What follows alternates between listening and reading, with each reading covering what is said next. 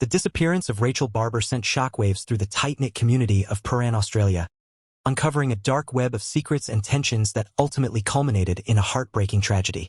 Rachel Barber, a 15-year-old girl from Peran, Australia, was known for her stunning beauty, with a bright smile and striking emerald eyes that caught everyone's attention. She was the eldest of 3 sisters and was deeply loved by her parents Michael and Elizabeth, who admired her for setting a great example for her siblings. From a young age, Rachel showed a strong interest in the arts, especially in dance. She loved ballet and was exceptionally gifted, impressing her teachers with her natural ability. Her parents supported her dream, even turning one of their rooms into a small dance studio so she could practice at home. Rachel had always dreamed of becoming a professional ballet dancer. As her dancing skills improved over time, she asked her parents if she could leave school and attend the local dance factory. Being well aware of her talent, her parents fully supported her decision to pursue her passion for dance. Her daily routine was busy, as the dance factory was far from home. Every morning her parents drove her to the local tram station, where she would catch the tram to the city for her classes.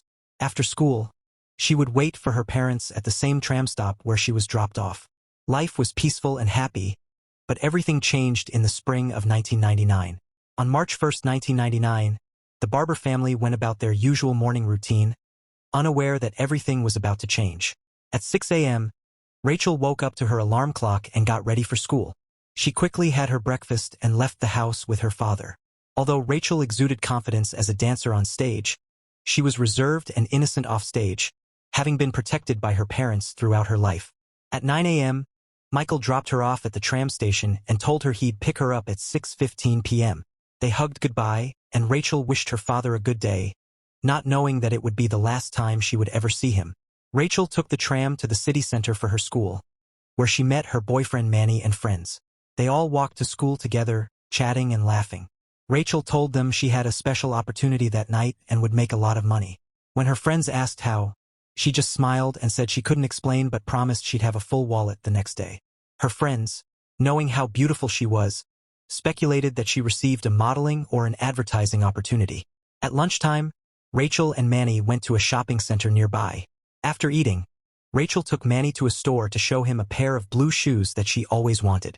Every time they visited the mall, Rachel would stop by the store to see if they were still there, but the price was too high for students like them. This time, however, Rachel asked the sales staff to hold the shoes for her, saying she'd be back the next day to buy them. Manny was surprised, as it seemed she had money to spend. Curious, Manny asked Rachel what kind of work she was doing, but she remained tight-lipped. She told him it was a job she found through an old friend, and it would only take half an hour. She assured him it was harmless but insisted on keeping the details a secret. Rachel's excitement was obvious as she talked about the money she'd make and the gifts she'd receive, but Manny remained concerned, even as Rachel refused to share more. Rachel had no idea that the secrets she kept that day could lead to a deadly outcome. After school, around 5 p.m., Rachel and her classmates left the building and headed toward the tram station as usual. But instead of taking the tram home, Rachel said goodbye to everyone and caught a different tram to a secret appointment. She kissed Manny goodbye, telling him she would call him once she got home. That image of Rachel walking away would stay with Manny forever. At home, Rachel's mother kept looking at the clock after dinner preparations, surprised it was already past 6:30 p.m. and Rachel and Michael hadn't returned yet. It was unusual for them to be late. Soon she received a call and was relieved to hear her husband's voice on the other end. But the relief turned to fear when Michael said he couldn't find Rachel. Worry gripped them as they realized Rachel hadn't called anyone at home. They also remembered a few past instances when she had been followed by suspicious people. Rachel was also afraid of the dark and never stayed out this late. The couple immediately called the Box Hill police station to report her missing, but their concern only grew as the police told them they would have to wait 24 hours before they could begin searching. The officers were dismissive, stating that teenagers often run away for a few days and then come back. However, Rachel was not a rebellious teenager. Her parents knew her well.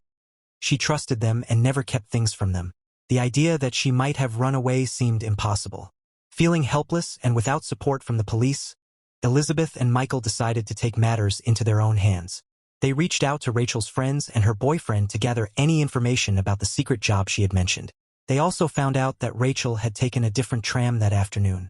With this new information, they returned to the police station, hoping to convince the officers to begin an official search. But the police turned them down again, treating Rachel's case as just another runaway and refusing to help. Feeling hopeless, Rachel's parents returned home, still unaware of where their daughter had gone. The next morning, Rachel was still missing. Without help from the police, Rachel's parents decided to keep looking on their own. They drove around the town, handing out flyers and asking people if they had seen Rachel. Manny told them Rachel had recently reserved a pair of shoes at a nearby shopping center, so they decided to check there. The store staff confirmed she hadn't picked up the shoes. Rachel's parents were even more concerned when one worker mentioned that a man had recently come to the shopping center and tried to recruit young girls to work in the red light district. This man was a known criminal who had just been released from prison. Fearing the worst, Michael and Elizabeth rushed to the area to inquire. However, the workers there assured them they didn't recruit girls off the street, especially underage ones, as it would bring serious legal trouble. Though this gave them some relief, the search still yielded no results.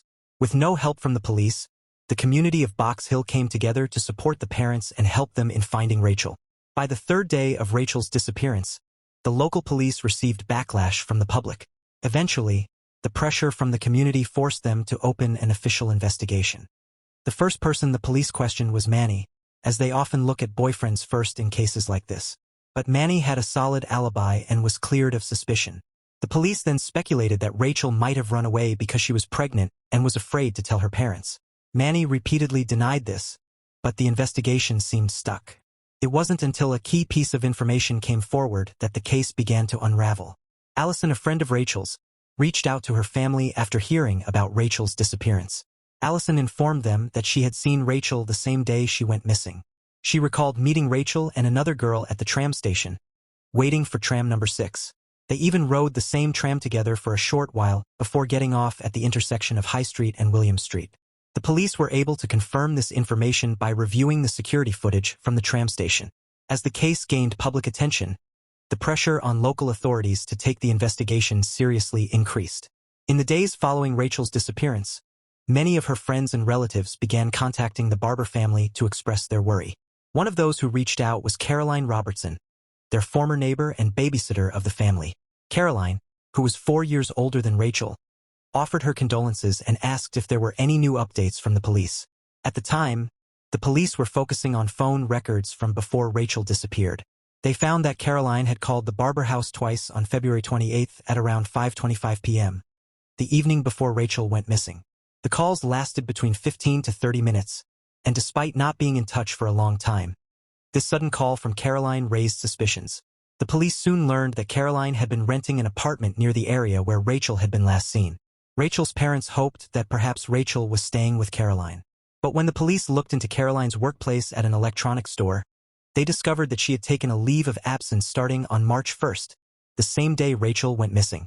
She returned to work briefly on March 2nd, but then called in sick for the remainder of the week, citing a cold.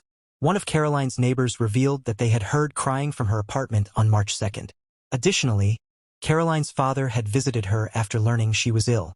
These new developments led the police to dig deeper into Caroline's possible involvement, as her actions appeared increasingly suspicious.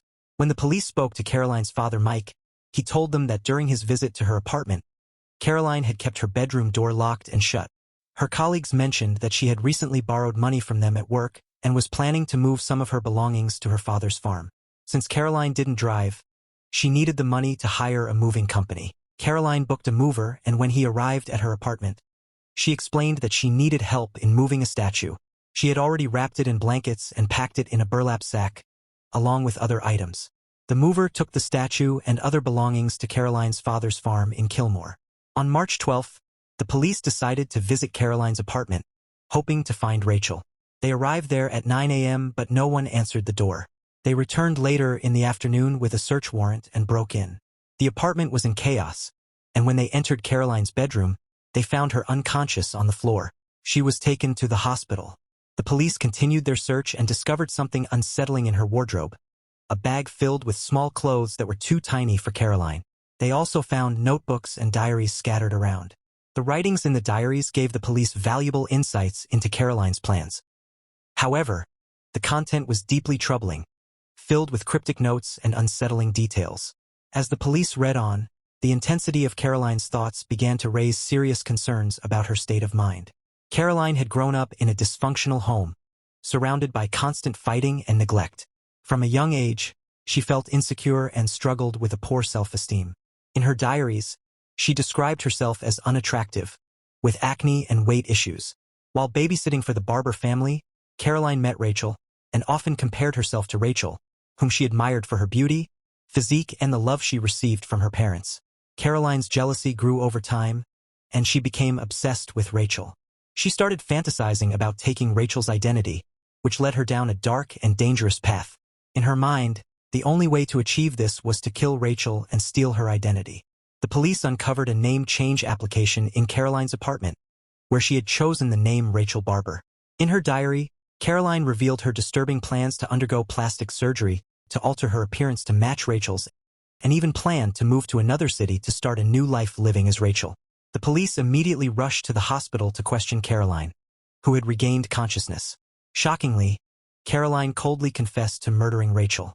Investigators went to Caroline's father's farm, where they found a freshly dug grave, where they discovered Rachel's lifeless body, with a telephone cord still wrapped around her neck. Caroline explained that she had carefully planned the murder. On February 28th, she called Rachel's house and asked her if she would like to participate in a psychological survey. Caroline told Rachel that the survey would take just half an hour to complete and that she could easily earn a few $100s, plus receive some gifts from the company sponsoring it. However, she made it clear that the study was confidential and that Rachel shouldn't tell anyone about it. Trusting Caroline, Rachel agreed and kept the details of the job to herself. Once Rachel arrived at Caroline's apartment, she was given pizza laced with a sedative. As Rachel became drowsy, Caroline strangled her to death with the telephone cord. Caroline hid Rachel's body in her wardrobe while she figured out how to dispose of it. When the movers came to take away what they thought was a statue, was actually Rachel's body wrapped in blankets. Caroline admitted that, for a brief moment, she hesitated, feeling guilty as Rachel ate the pizza. But she quickly pushed the feeling away and carried out her plan. In November 2000, Caroline was sentenced to 20 years in prison. The verdict sparked a debate, with many feeling the sentence was too light. In January 2015, Caroline was granted clemency and released early, sparking public outrage. Many questioned the decision to let her out after such a heinous crime. Despite their enduring pain, Rachel's parents have stated that they do not feel threatened by Caroline's release, even with her living in the same area. They believe that she has served her time and hope she has truly learned from her actions. They hold onto the hope that time can heal some wounds, but the memory of their daughter will never fade. Thank you for watching. Please subscribe to my channel for more true crime content. See you next time.